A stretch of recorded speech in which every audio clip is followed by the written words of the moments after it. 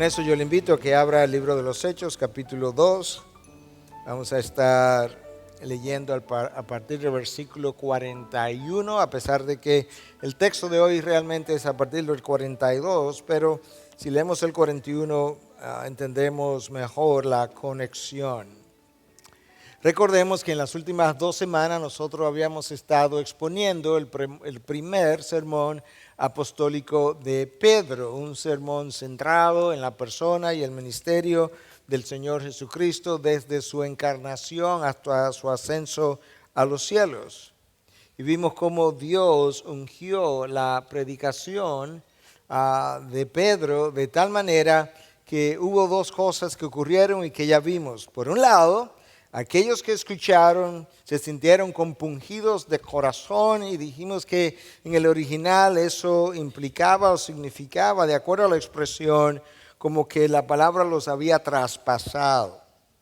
Y lo segundo, que es una evidencia de realmente la unción del Espíritu de Dios sobre el mensaje predicado, es que después de un solo mensaje, 3,000 nuevos creyentes aparecieron en la iglesia primitiva. Y dijimos que eso era algo extraordinario. De hecho, Sinclair Ferguson es uno de los pastores y teólogos contemporáneos, dice que probablemente, en su opinión, este fue el avivamiento inaugural del Nuevo Testamento. Yo creo que es difícil pensar que en un solo sermón 3,000 nuevas personas sean salvas y no concebir en tu mente un avivamiento de parte de Dios. Vidas transformadas resultaron en estilos de vidas cambiados. Y eso es lo que vamos a ver en el texto cuando leamos.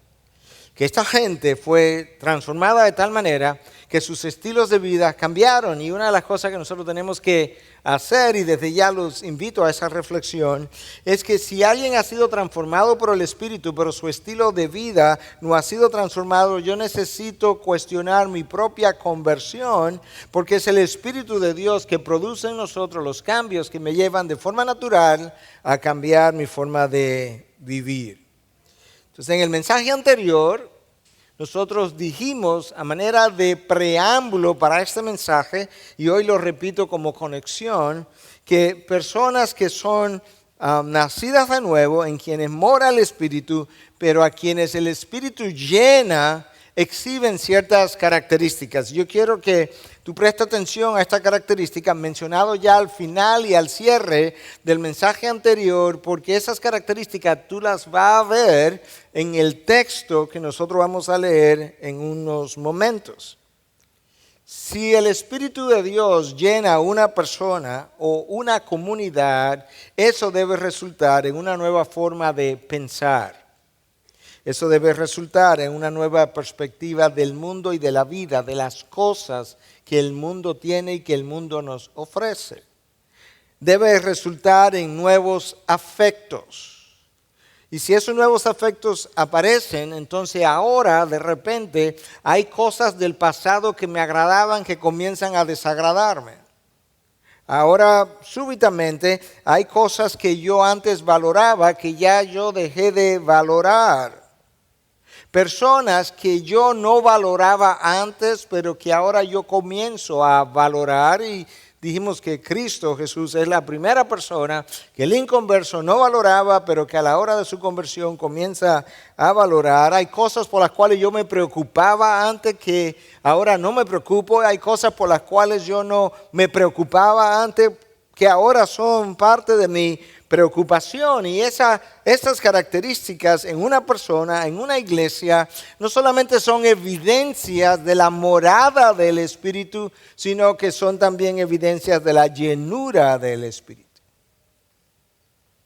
Escucha un momento porque esto es importante. La morada del Espíritu es algo que está presente en cada creyente. Usted conoce eso. La llenura del Espíritu no es algo que nosotros vemos en cada creyente. Y cuando tú ves entonces creyentes en quienes mora el Espíritu, donde uno tiene una vida espiritual, estoy hablando de espiritual ahora, superior a otros, donde alguien tiene una vida de plenitud. Yo he venido para que tengan vida y la tengan en plenitud. Cuando tú tienes cristianos en quienes mora el Espíritu, donde uno tiene una vida de plenitud espiritual superior a otra, la única explicación para tal diferencia es la llenura del Espíritu en uno versus otro. De manera que eso es un concepto vital para mí. A veces nosotros exponemos un texto y algunos piensan, bueno, esto no tiene aplicación para mí, o el pastor no me dio las aplicaciones. Si tú miras la iglesia primitiva, el texto como está y piensa, ese texto es para mí, tú encontrarás la aplicación de manera natural. Y con eso entonces yo quiero que leamos capítulo 2 del libro de los Hechos a partir del versículo 41. Entonces los que habían recibido su palabra fueron bautizados y se añadieron aquel día como 3,000 almas. Estas 3,000 personas cambiaron, realmente fueron llenas del Espíritu y eso resultó en lo que sigue ahora. Y se dedicaban continuamente a las enseñanzas de los apóstoles, a la comunión, al partimiento del pan y a la oración. Sobrevino temor a toda persona. Y muchos prodigios y señales eran hechas por los apóstoles. Todos los que habían creído estaban juntos y tenían todas las cosas en común. Vendían todas sus propiedades y sus bienes y los compartían con todos según la necesidad de cada uno. Día tras día continuaban unánimes en el templo y partiendo el pan en los hogares, comían juntos con alegría y sencillez de corazón, alabando a Dios. Escuche. Y hallando favor con todo el pueblo. Y el Señor añadía cada día al número de ellos los que iban siendo salvos. Lo que nosotros leímos en ese texto es, en esencia, el fruto del mover natural de la mano de Dios y de la llenura del Espíritu de Dios en aquellos que habían nacido de nuevo aquel día cuando 3,000 babies o bebés espirituales fueron añadidos a la iglesia. La llenura que ellos recibieron fue el fruto de su rendición. Ellos se rindieron a Dios, se vaciaron y Dios se movió y los llenó. Es imposible ser lleno del Espíritu, es imposible vivir de esta manera si yo no muero al yo. La permanencia del yo vivo en nosotros resulta en una vida enriquecida en la carne y empobrecida en el espíritu. Nosotros no vemos eso en esta iglesia primitiva. Lo que nosotros leímos no es el fruto de metodologías y de estrategias que pueden ser enseñadas y pasadas de una iglesia a otra para su crecimiento. Más bien es el fruto de una iglesia que honró a Dios en la predicación y Dios entonces le ungió en el retorno. Es más bien el fruto de una iglesia que supo rendirse y vaciarse y que Dios entonces llenó en retorno. Lo que leímos es el fruto es el fruto de una iglesia que se dio a Dios y entonces Dios se dio a ellos. Eso es como se da. Yo me doy a Dios y Dios se da a nosotros. Y la primera manifestación de la llenura del Espíritu Santo en esta iglesia primitiva fue hambre por la verdad de Dios. Imagínate por un momento a alguien lleno del Espíritu que no tiene hambre por la palabra que ese mismo Espíritu inspiró. Yo no creo que eso puede ser mentalmente concebido. Y esa persona entonces llena del Espíritu rehúsa ingerir chatarra, por así decirlo, o comida chatarra, porque su apetito no está en los sustitutos de Dios, su apetito está en el pan de Dios. Escucha cómo el versículo 42 describe lo que fue el fruto de esa llenura en primer lugar. Se dedicaban, escucha, subraya, continuamente, ¿a qué? A las enseñanzas de los apóstoles. Este grupo de gente no estaba simplemente oyendo un sermón. Este grupo de gente no estaba simplemente leyendo algo del Antiguo Testamento, que era lo que estaba escrito. Esta gente se volcó hacia las enseñanzas de los apóstoles. Se dedicó. Hubo una devoción de parte de ellos hacia las Escrituras. El texto no nos dice exactamente lo que los apóstoles enseñaban, pero si tú tomas como punto de partida el primer sermón apostólico de Pedro y luego el segundo sermón apostólico de Pedro que todavía no hemos visto, es claro lo que ellos estaban enseñando. Estaban enseñando acerca de la encarnación de Cristo, la vida de Cristo, la muerte de Cristo, la resurrección de Cristo, el ascenso de Cristo, los milagros de Cristo, las obras de Cristo. No estaban enseñando los milagros como demostración de poder en sí. No estaban llenando los corazones y los deseos de los judíos que querían señales o de los griegos que querían sabiduría, sino que Pedro, al igual que Pablo, podría decir, nosotros predicamos a Cristo y a este crucificado. La gente no estaba escuchando a cualquier cristiano enseñar, la gente no estaba escuchando a cualquier maestro enseñar, estaban dedicados a la enseñanza de los apóstoles. Cristo los escogió, Cristo los entrenó, Cristo muere, resucita, luego pasa 40 días más hablándole acerca del reino de los cielos y entonces ellos fueron investidos con una autoridad especial para enseñar porque fueron testigos oculares de la resurrección, porque estuvieron con Cristo desde el inicio y esos son los dos requisitos que la iglesia reconoció para ser apóstoles y que están en Hechos 1, 21 y 22. Por tanto, ellos fueron aquellos que plantaron la primera zapata.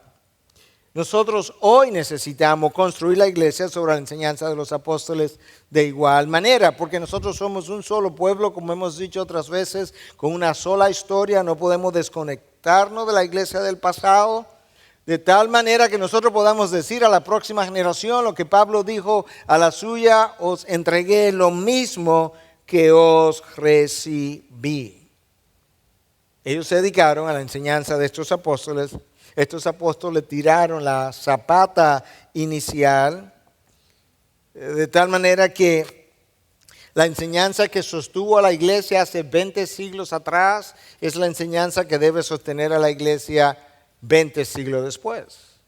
Escucha lo que Pablo escribe en Efesios 2:20, edificados, esos somos nosotros, sobre el fundamento de los apóstoles y profetas, siendo Cristo Jesús mismo la piedra angular. Nosotros estamos construyendo sobre algo que ya se dio. Nuevas enseñanzas que contradicen lo revelado no pueden tener cabida en la vida de la iglesia y representan fuego extraño que necesita ser rechazado.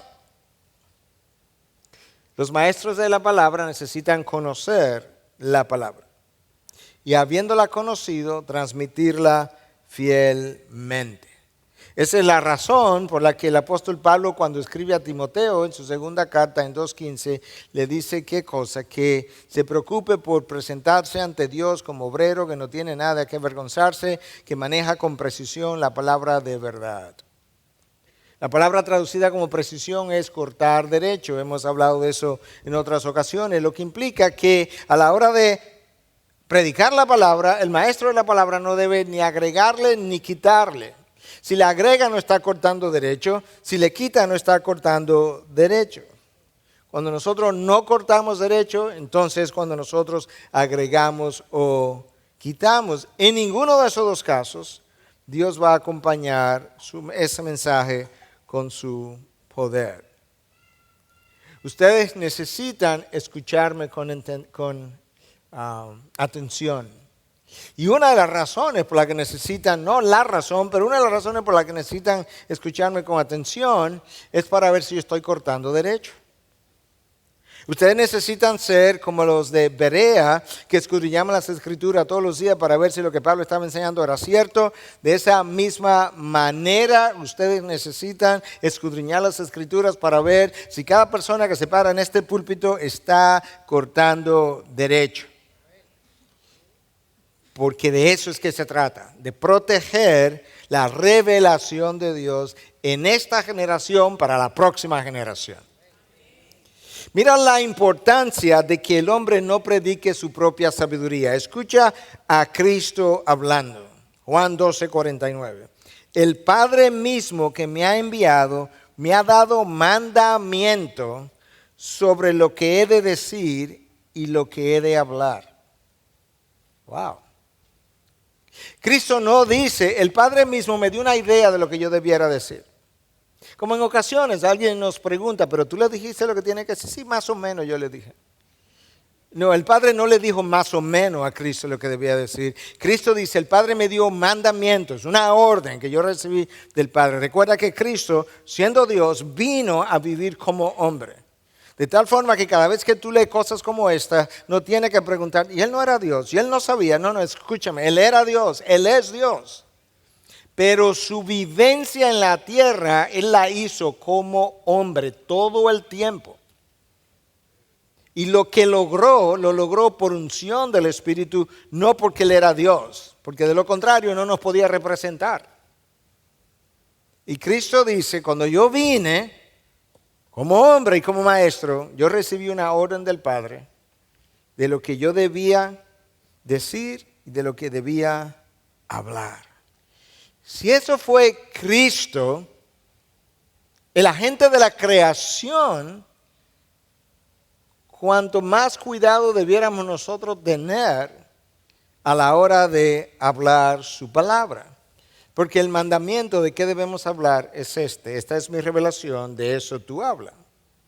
Y esta revelación tiene una profundidad que es equivalente a la sabiduría de Dios. La idea de que nosotros debiéramos enseñar y predicar a la altura, al nivel de un 8º grado, es algo que se ha dicho, es algo que se ha promovido. Yo simplemente no lo puedo aceptar, porque cuando la gente vino a escuchar a Salomón de todas las partes del mundo, no vino a escuchar la superficialidad de Salomón, vino a escuchar de la sabiduría de Salomón. Y lo que está aquí no es la sabiduría de Salomón, es la sabiduría de Dios. Esta mente es infinita en sabiduría. Y eso nos da a nosotros cómo debiéramos escudriñar la palabra. Esta palabra representa la mente de Dios. Lo que Él piensa, cómo siente, lo que Él ha planificado, cómo ha ordenado todo. Y predicarla superficialmente deshonra lo que la palabra misma es. De hecho, hay una queja en el autor del libro de Hebreos, o a través de él, de parte del Espíritu Santo que inspiró la palabra, acerca justamente de lo que yo acabo de decir. Escucha en Hebreos 5, del 11 al 14. Acerca de esto tenemos mucho que decir y es difícil de explicar. Ok, autor de Hebreos. No sabemos quién escribió Hebreos. Se especula que algunos dicen que Pablo, otros que Apolos. No sabemos. Autor de Hebreos, Espíritu de Dios. Es difícil de explicar. ¿Por qué? Porque es muy profundo. No, puesto que os habéis hecho tardos para huir. Pues ya que, aunque ya deberíais ser maestros, otra vez tenéis necesidad de que alguien os enseñe los principios elementales de los oráculos de Dios. Y habiendo llegado a tener necesidad de leche y no de alimento sólido. Porque todo el que toma leche no está acostumbrado a la palabra de justicia, porque es niño. Pero el alimento sólido es para los adultos, los cuales por la práctica tienen los sentidos ejercitados para discernir el bien y el mal. La leche y la carne, ambos en este texto representan la palabra de Dios. La leche representa principios elementales de la fe, el alimento sólido, cosas de la fe, todavía con mucho más profundidad. Y el autor de Hebreos, que es el Espíritu Santo en esencia, dice, ustedes deberían ser ya maestros y no tener que repetir estas cosas, pero hay que hacerlo. Habiendo avanzado, retrocedieron, porque el texto dice, habéis llegado a ser tardos. No lo eran, pero llegaron a ser tardos. Y por eso, le hace falta discernimiento. El discernimiento es el fruto de consumir la palabra de Dios. Una iglesia bíblica es una iglesia dedicada a la enseñanza de las Escrituras. Esta gente se dedicó a la enseñanza de los apóstoles. Esa es la primera característica de la llenura del Espíritu de estos hermanos. ¿Cuál? El hambre por la verdad y la búsqueda entonces del alimento que ellos necesitaban. En segundo lugar, nota que la llenura del Espíritu de esta primera iglesia no se limitó a un conocimiento teórico, bíblico, doctrinal, seco, desprovisto de vida, sino que resultó en algo tan práctico como la comunión entre hermanos. Escucha, versículo 42, y se dedicaban continuamente a las enseñanzas de los apóstoles, 2, a la comunión, 3, al partimiento del pan y 4, a la oración. La palabra traducida como comunión ahí es koinonía. Estos hermanos, al ser llenos del Espíritu, comenzaron a experimentar un nuevo deseo de tener comunión con el hermano. Mi falta de deseo de estar el domingo o el miércoles o en un estudio bíblico con mi hermano también habla de la llenura de mi espíritu. Porque el Espíritu, cuando nos llena, una de las cosas que desea es justamente comunión con el otro que también es hijo de Dios. Y entonces con esto, con esta actitud, el pueblo, de esa manera que estaba siendo transformado, mostraba la misma actitud que hubo en Cristo Jesús. ¿Y cuál fue? Filipenses 2, que nos llama el apóstol Pablo a qué cosa? A considerar al otro como superior a nosotros mismos. Cuando tú consideras a tu hermano de esa manera, tú vas a querer estar con él. Tú vas a querer no solamente nutrirlo, si tú puedes nutrirlo, pero tú vas a querer servirlo, considerándolo como superior a ti mismo. Ahora, tú no puedes hacer eso una vez más si no morimos a nosotros mismos. Y eso no fue el resultado de una fuerza externa, ese fue el resultado del Espíritu de Dios obrando en ellos y moldeándolos a la imagen de Cristo. Y esa imagen desea comunión. Si hay algo que Cristo manifiesta a lo largo de su ministerio, es el deseo de tener comunión con sus discípulos.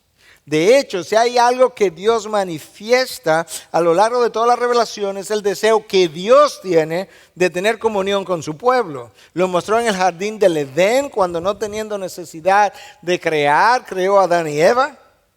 Y el jardín del Edén era como el primer templo que Dios construía para tener relación con ellos.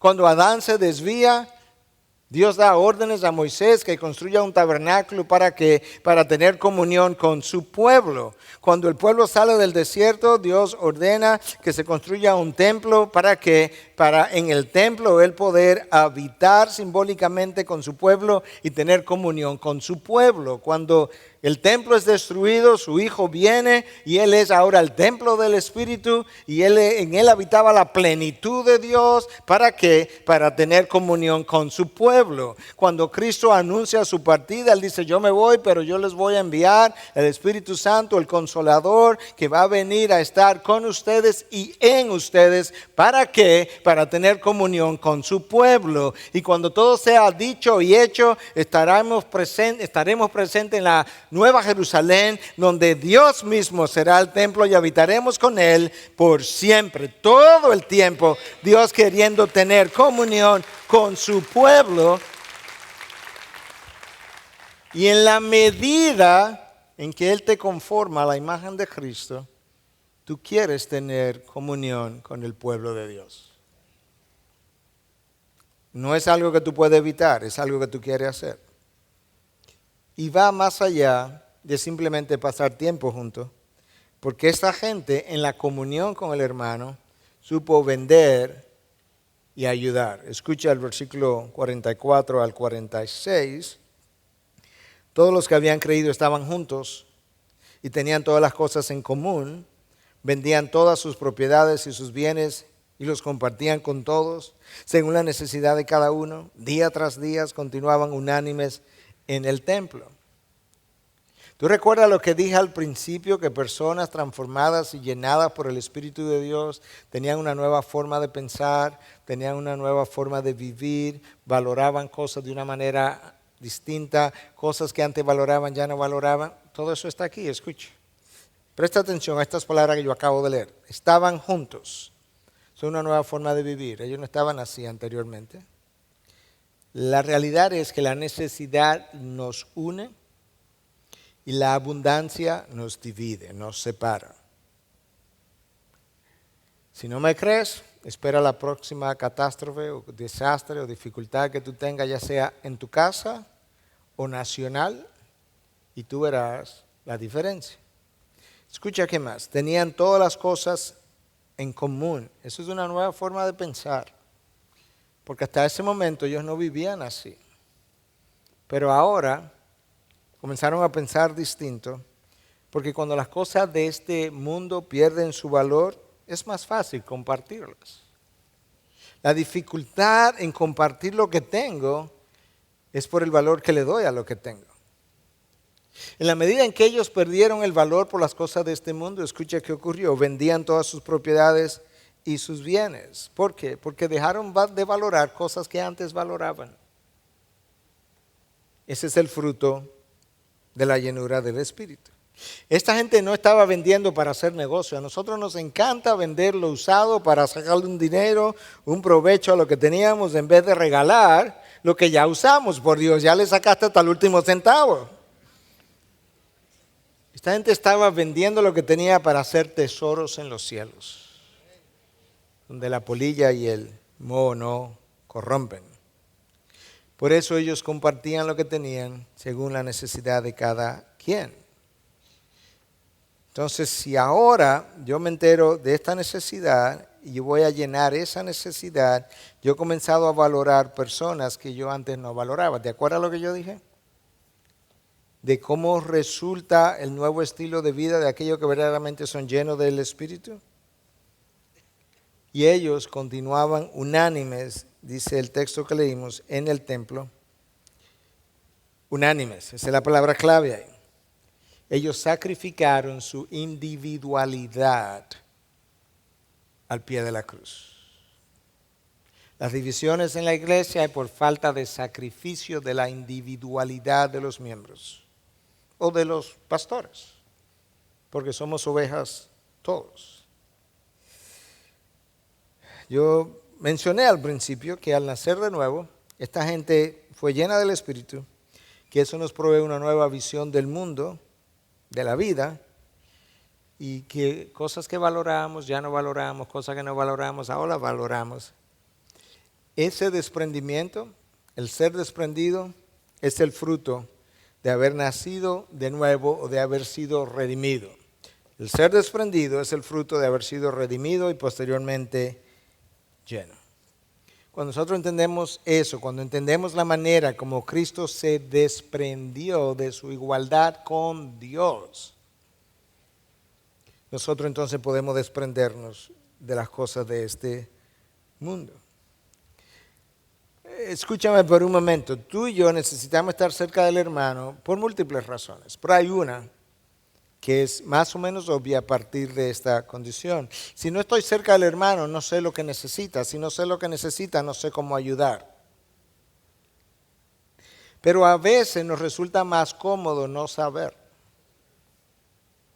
Por eso a veces cuando la gente está en la calle pidiendo, nosotros preferimos desviarnos, hacernos que no vemos quién está pidiendo, evitar el lugar donde están las personas pidiendo, porque me es más cómodo no tener que ver la necesidad y no suplirla, que verla y quedarme con un sentido de culpa. Entonces yo necesito esa cercanía que Dios quiere tener con su pueblo y que los hijos de Dios que están siendo formados a su imagen debieran también experimentar.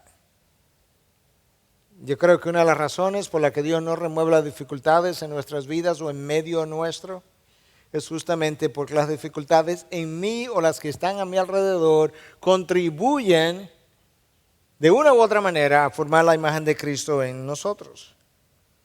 Y ese espíritu de desprendimiento que tú observas en la iglesia primitiva, obviamente fue mucho más allá que simplemente desprenderse de bienes materiales, que frecuentemente es más fácil que desprenderme de derechos, de privilegios, de posiciones, Es más fácil escribir un cheque que desprenderme de un derecho que yo creo tener, o de un privilegio, o de una posición. Para ellos estar unánimes en el templo, como dice el texto, y eso es una palabra que se repite, lo vamos a ver más adelante otra vez en el capítulo 4, no había manera de estar unánimes si esos sacrificios no se habían hecho. El apóstol Pablo escribe a los filipenses en 1:27, los anima a que ellos puedan luchar unánimes por el evangelio. Y la palabra ahí que Pablo usa para luchar, sunathleo, implica contender juntos, hombro a hombro, de lado a lado, como el que está en un campo de batalla. Y Pablo dice, tú necesitas permanecer así de unánime en la lucha por el evangelio con tu hermano, justamente porque el pueblo dividido es presa fácil del enemigo. Y de ahí el énfasis continuo a lo largo de todo el Nuevo Testamento acerca de la unidad. Tú escuchas a Pablo hablar de eso en Romanos 12:5, en Romanos 12:12, en 1 Corintios 1:10, en 1:17, en la segunda carta a los Corintios en 8:11, en Gálatas en 3:28, en Efesios 2:11 al 22, y en Efesios otra vez, capítulo 4, versículo 3, 4 y 13, y te podría citar múltiples otros pasajes donde hay un llamado a la unidad de la iglesia. Hermano, tiene que tener claro quién es tu enemigo. Tu enemigo no es el hermano que te ofendió. Si es tu hermano, aun si él te ofendió, él no es tu enemigo, él es tu hermano. El enemigo es el falso maestro. El enemigo es Satanás mismo. El enemigo no es el hermano que va a otra iglesia que piensa de una manera diferente de nosotros, pero que también es nacido de nuevo. Ese no es mi enemigo. Mi archienemigo es Satanás, que quiere hacerlo indecible para dividirme de mi hermano. Y Pablo nos llama a luchar juntos, mano a mano, por la fe del evangelio. El enemigo nos quiere distraídos, Dios nos quiere enfocados y enfocados en la cruz. Nuestro enemigo quiere sacarle partido a nuestra tendencia egoísta natural de la carne. Nuestro enemigo nos quiere involucrados en las cosas terrenales, enredados. No solamente involucrados, enredados en las cosas terrenales, Dios nos quiere involucrados en las cosas celestiales. Y por eso Pablo escribe a Timoteo en 2:4, le dice, ningún soldado en servicio activo se enreda en los negocios de la vida diaria, a fin de poder agradar al que lo reclutó como soldado. No te olvides quién te reclutó. Como no me puedo olvidar de quién me reclutó, no me puedo enredar en los negocios de la vida diaria, porque cuando me enredo en esos negocios de la vida diaria no puedo honrar a quien me reclutó. Eso es lo que Pablo le dice a Timoteo. Tú eres un soldado reclutado para un ejército. Y tienes que tener tu marcha libre, porque de lo contrario quedarás enredado. Y esta iglesia entonces cultivó esa unidad. Y una de las maneras como lo hizo de múltiples maneras. Estaban juntos, comían juntos. Eso es una de las cosas que el texto dice. Escucha cómo lo dice, versículo 42. Se dedicaban continuamente a las enseñanzas de los apóstoles, a la comunión que ya hablamos, al partimiento del pan y a la oración. El partimiento del pan es visto por algunos como la cena del Señor. El partimiento del pan es visto por otros como comidas comunes y corrientes del día a día. El partimiento del pan es visto por otros como ambas cosas, como que la iglesia primitiva comía junta con frecuencia y que como parte de las comidas que hacían, entonces también compartían la cena del Señor. Tiene sentido que si esta iglesia está llena del Espíritu y hace poco que el Señor Jesucristo había sido crucificado, y ese mismo Señor Jesucristo le había ordenado que celebraran la cena del Señor como una manera de conmemorar lo que Él había hecho hasta que Él regresara, tiene sentido que con frecuencia cuando ellos se juntaran estuvieran compartiendo el pan. Y es posible, y así lo creen muchos de los estudiosos, que esto implicaba ambas cosas. De manera que una de las maneras como ellos mostraron comunión fue comiendo. En el pueblo judío las comidas tuvieron un alto sentido de comunión todo el tiempo. Recordemos cómo Lot fue visitado por ángeles y Lot comió con ellos. Recordemos cómo el Señor Jesús tuvo una última cena con sus discípulos. Cómo el Señor Jesús se le apareció después de haber resucitado y comió pescado con ellos a orilla de la playa.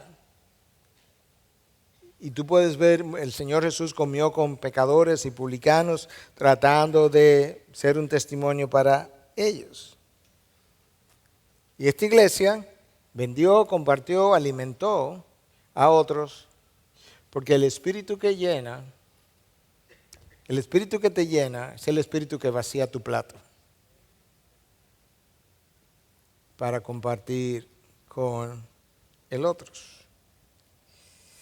Tú puedes ver también que esta iglesia no solamente se dedicó a la enseñanza de los apóstoles, no solamente se dedicó a tener coinonía con los hermanos, no solamente se dedicó a comer juntos o a compartir la cena del Señor juntos, sino que había entre ellos un espíritu de oración. Todavía en el versículo 42, no hemos salido de un versículo, literalmente. Y se dedicaban continuamente a las enseñanzas de los apóstoles, a la comunión, al partimiento del pan y a la oración. ¿Tú recuerdas qué estaban haciendo los 120 discípulos cuando el Espíritu llegó en Pentecostés? Estaban orando. ¿Tú recuerdas la ordenanza del Señor Jesús que no salieran de Jerusalén hasta que llegara el poder de lo alto? Llegó en medio de la oración. No podían salir de Jerusalén hasta que no llegara el Espíritu para que pudieran hacer la gran comisión. ¿Tú recuerdas lo que Cristo dijo a los apóstoles acerca de la gran comisión? Que la mies era mucha, que los obreros eran pocos, por tanto, construir más seminarios.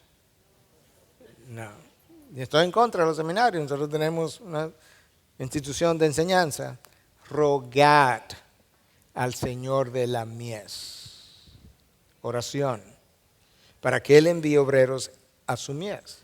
No pueden salir de Jerusalén hasta que no reciban el poder. El poder llegó en medio de la oración. Ahora, para comenzar la gran comisión, la primera ordenanza es que tú ruegues al Señor de la mies para que Él envíe obreros a su mies. ¿Tú ves la conexión de la oración todo el tiempo? Ahora, lo primero que tú y yo necesitamos entender es el propósito número 1 de la oración, que no es para el cual nosotros usamos la oración la mayoría de las veces.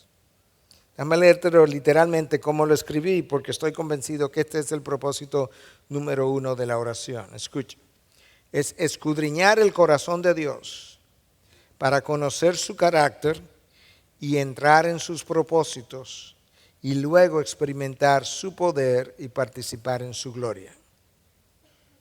Propósito número 1 de la oración es escudriñar el corazón de Dios para conocer su carácter y entrar en sus propósitos y luego experimentar su poder y participar en su gloria.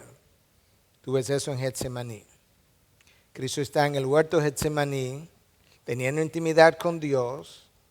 Él está preguntándole a Dios si había alguna forma, a Dios Padre, de que esta copa pasara de él. En ese cuestionamiento, Él está escudriñando la sabiduría de Dios. ¿Hay otra forma? ¿No hay otra forma? La soberanía de Dios al esperar el permiso. Él está experimentando incluso la fidelidad de Dios, porque el texto dice que vino un ángel y le acompañó y le fortaleció. Ahí está la fidelidad de Dios.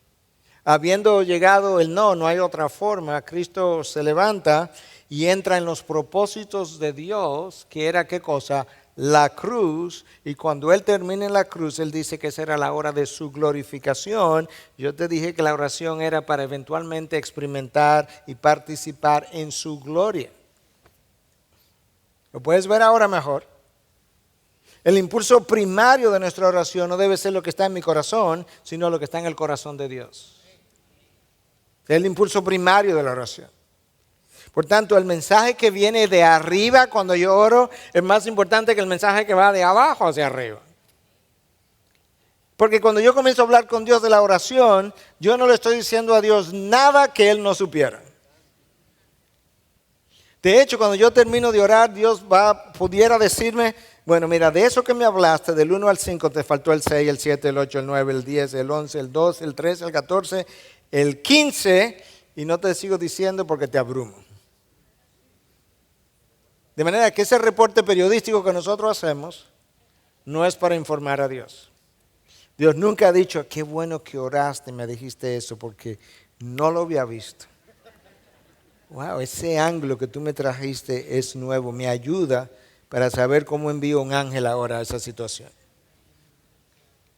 No, tú estás orando para presentarle tus condiciones, para que lo que viene de arriba te instruya, te dirija de cómo enfrentar esas condiciones y circunstancias, de las cuales Él tiene más conocimiento que tú y que yo. Por tanto, el mensaje que viene de arriba es más importante que el mensaje que viene de aquí abajo.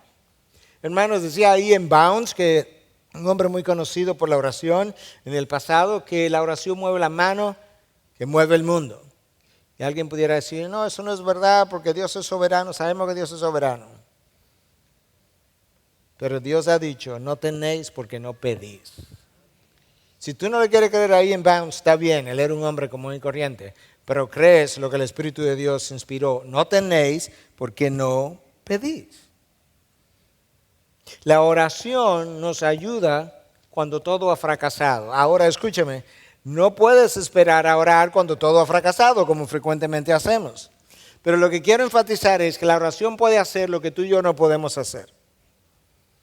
Por eso Cristo dijo en una ocasión acerca de un endemoniado, no es que esto solamente sale con oración y ayuno, no sale con más nada. Ahora la oración es débil donde la pasión es débil. Tú nunca me vas a encontrar hablando de pelota, porque yo no tengo ninguna pasión por la pelota. Yo creo que es un buen deporte para lo que les gusta y lo disfrutan, pero yo no tengo ninguna pasión por eso yo no hablo de pelota. Nosotros hablamos de lo que nos apasiona y de esa misma manera nosotros hablamos con Dios cuando Dios nos apasiona. En cuarto lugar, estos hermanos llenos del Espíritu se caracterizaron no solamente porque se dedicaron a la enseñanza de los apóstoles, su espíritu de comunión o koinonía que los llevó a participar del pan y de un espíritu de oración, sino que tenían un espíritu de gozo y sencillez. Escucha lo que dice el versículo 46. Partiendo el pan en los hogares, comían juntos con alegría y sencillez de corazón. Nota que no dice, partiendo el pan con los hogares, comían juntos queso y jamón. No, comían con alegría y sencillez de corazón. Esas dos cosas van de la mano, realmente. La palabra traducida como sencillez, otras traducciones, la ESV del inglés y la Nueva Traducción Viviente en español la traducen como generoso, aparentemente puede ser traducida de ambas maneras. Gente desprendida es gente generosa.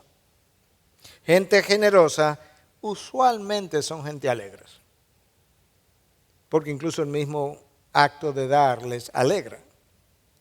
Gente desprendida usualmente es sencilla. La gente agarrada es complicada. Créame. Y si tú eres complicado no puedes ser feliz, porque eres complicado. Gente llena del Espíritu, por definición, tiene que estar llena de gozo. Te imaginas que, hermano, yo estoy lleno del Espíritu, pero yo no tolero esta vida. Las cosas que retenemos son las cosas que usualmente nos roban el gozo. Por eso, gente desprendida es gente llena de gozo. Es gente generosa. Es gente sencilla, como esta gente fue. En quinto lugar, tengo que avanzar, el tiempo se me ha estado yendo. La llenura del Espíritu en esta iglesia lo llevó a experimentar un espíritu de adoración, versículo 47. Alabando a Dios, otras traducciones dice adorando a Dios, en el templo, en los hogares. Ahora escucha, adorar no es cantar. Yo puedo adorar cantando, Yo debo adorar cantando. Pero si el único momento de mi adoración es cuando canto, entonces mi vida de oración es pobre. Porque eso implica, si voy a la iglesia los domingos y los miércoles a un estudio bíblico y solamente canto el domingo, que yo tengo como en la semana entera unos 45 minutos en el mejor de los casos de adoración y el resto de la semana, no sé. Adoración es mi ofrecimiento y mi rendición a mi Dios, que tiene múltiples expresiones a lo largo de la semana. Por eso aquella famosa canción, Mi mejor adoración, la obediencia es mi mejor adoración. Sacrificio, obediencia quiero y no sacrificios, eso dijo Cristo. En vez de estar haciendo sacrificios en el templo, que era la adoración del Antiguo Testamento, prefiero la obediencia. Por eso Dios me manda a amarlo con toda mi mente, mi corazón, mi fuerza, todo mi ser. Cuando nuestras vidas no están rendidas a nuestro Dios, podemos cantar, pero luego podemos oír de parte de Dios: este pueblo en vano me honra con sus labios, pero su corazón está lejos de mí.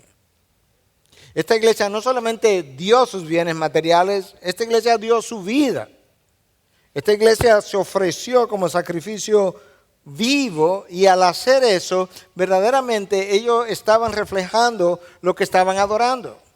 El Salmo 115 fue inspirado para que tú y yo podamos entender que tú y yo somos un reflejo de lo que adoramos. Piensa por un momento, haz ese ejercicio esta tarde, esta noche, mañana. Créeme, yo lo he hecho más de una vez, Dios es mi testigo. Piensa en lo que eres. Lo que eres es el reflejo exacto de lo que has adorado. Lee el Salmo 115 primero, donde Dios le dice: te convertirás en lo que adoras. ¿Adoraste ídolos con ojos que no ven, con boca que no habla, con pies que no caminan? Así llegarás a ser como pueblo. Y eventualmente entonces, a través del profeta Isaías, le dice: así llegaste a ser. Tiene ojos pero tú no ves. Tiene mente pero tú no entiendes. Esta gente estaba adorando a Dios. Esta gente fue el reflejo de lo que adoraban. Si tienes dificultad en reflejar a Cristo, hermano, nada de esto es una acusación. Esto es para que tú y yo nos escudriñemos. Porque yo tengo que aplicar esto a mi vida primero antes de leértela a ti o de predicártela a ti, créeme. Si no, yo peco. Yo no estoy por encima de nada de lo que yo predico nunca.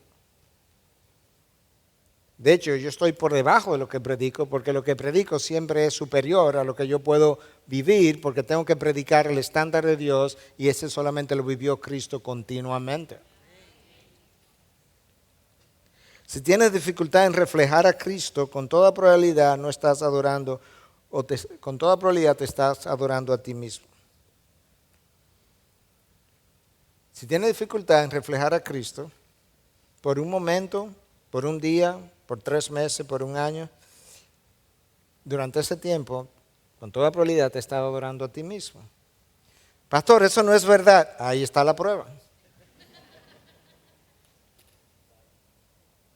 Pastor, pero entonces hay que estar de acuerdo con usted. No, conmigo no, con Cristo. Todo discípulo, cuando es entrenado bien, Lucas 6:40, es exactamente como su maestro. Cuando el maestro te entrena, en ese entrenamiento tú vives una vida de adoración, y Cristo dice: te vuelves como el maestro. ¿Cuál sería el resultado entonces de una iglesia que experimenta esa llenura y con esas condiciones? Aquí está también, versículo 43. Sobrevino temor a toda persona, y muchos prodigios y señales eran hechos por los apóstoles. Y algo más, hallaron favor con todo el pueblo, y el Señor añadía cada día el número de ellos los que iban siendo salvos. Ahí está. Hubo un sentido de asombro, hubo un sentido de maravilla, de sobrecogimiento. ¡Wow! Tú viste, tú oíste. Esto es increíble. Jamás se había oído decir una cosa como esta. Para ellos Dios no era una idea para ser discutida, no era un concepto para debatir, no era una doctrina para ser parte de un grupo de doctrinas de mi mente, no era tampoco un ser necesario para cuando yo esté en necesidad. No, Dios era Dios. Un ser que inspiraba asombro, maravilla, sobrecogimiento, que entonces me inspiraba a obedecerle, y de ahí el temor reverente. Dice que sobrevino temor a toda persona. Esa comunidad entera experimentaba el temor de Dios, no en el sentido del miedo, sino de la reverencia que nosotros debemos tener a nuestro Dios. Y la obediencia es el resultado del temor reverencial a nuestro Dios. Un Dios que no inspira, no me llama a la obediencia. Un Dios que yo puedo llamar el hombre de allá arriba, como yo he escuchado y he visto en tweets y demás. Él no es el hombre de allá arriba, Él es el Dios del universo, Señor y Rey de todo el universo. Y yo tengo que recordar eso. Él es mi Dios. Segunda característica o resultado de una iglesia que vive de esa manera, hallaron favor con todo el pueblo, y el Señor añadía cada día el número de ellos, los que iban siendo salvos. El Señor dio gracia a esa iglesia con el pueblo, con los inconversos. Yo no sé si alguna vez, hermano, tú has experimentado situaciones donde tú hayas podido decir, el Señor puso gracia en él o en ella, gente inconversa, para conmigo. Yo te puedo decir como testimonio de la gracia de Dios que yo he experimentado eso múltiples veces, y el Señor sabe, y que no miento, que múltiples veces le he preguntado, Señor, ¿y por qué? Porque yo sé que no tiene nada que ver con algo especial en mí, y el Señor me ha respondido, porque es por gracia. Una iglesia neotestamentaria se involucra en la labor evangelística. Tú lo puedes ver, el Señor añadía cada día el número de ellos, los que iban siendo salvos. Pero ¿cómo iban siendo salvos? Cuando se predicaba el evangelio. Esta es una iglesia que predicaba aquello que puede dar salvación, porque la fe viene por el oír y el oír por la palabra de Dios. Cuando una iglesia se duerme en sus laureles, esa iglesia ha dejado de ser iglesia. Cuando el Espíritu de Dios llena a un individuo, el amor de Cristo te constriñe, como dice el apóstol Pablo. Esa es la razón por la que cuando tú contemplas nuestra nación, contemplas Latinoamérica, tiene que haber, hermano, en ti una pasión para que Cristo alcance las naciones que todavía no han escuchado el Evangelio como el Evangelio verdaderamente es. Latinoamérica tiene que despertar, y alguien tiene que predicar, y alguien tiene que vivirlo, y alguien tiene que testificar. Y nuestra nación es parte de ese continente. Escucha a John Stott, uno de los grandes hombres de Dios del siglo XX-XXI, murió en el 2011 apenas, y con esto yo cierro. Es una cita que tiene que ver justamente con este texto y con esta iglesia primitiva. Al revisar las características de la primera comunidad llena del Espíritu, por eso el título de mi sermón es eso, una comunidad llena del Espíritu. La cita dice lo siguiente: al revisar las características de la primera comunidad llena del Espíritu, es evidente que la iglesia estaba preocupada con las relaciones. Primero, ellos estuvieron relacionados a los apóstoles en obediencia. Ellos estaban deseosos de recibir las instrucciones de los apóstoles. Una iglesia llena del Espíritu es una iglesia apostólica, una iglesia neotestamentaria deseosa de creer y obedecer lo que Jesús y sus apóstoles enseñaron. Segundo, ellos estaban relacionados el uno al otro en amor. Ellos perseveraron en comunión, apoyándose unos a otros y aliviando las necesidades de los pobres. Una iglesia llena del Espíritu es una iglesia amorosa que cuida de los demás y que comparte con los demás. Tercero, ellos estaban relacionados a Dios en adoración. Ellos le adoraron en el templo y en los hogares, en la cena del Señor y en las oraciones con gozo y reverencia. Una iglesia llena del Espíritu es una iglesia que adora. Cuarto, presta atención, Ivy. Ellos estaban relacionados con el mundo, alcanzándolos. Ellos estaban involucrados en el evangelismo continuo. Presta atención, Ivy. Ninguna iglesia centrada en sí misma, autocontenida, absorbida en sus propios asuntos parroquiales, puede decir que está llena del Espíritu. El Espíritu Santo es un espíritu misionero. Por tanto, una iglesia llena del Espíritu es una iglesia misionera. Que tenga oídos que oiga lo que el Espíritu dice a las iglesias.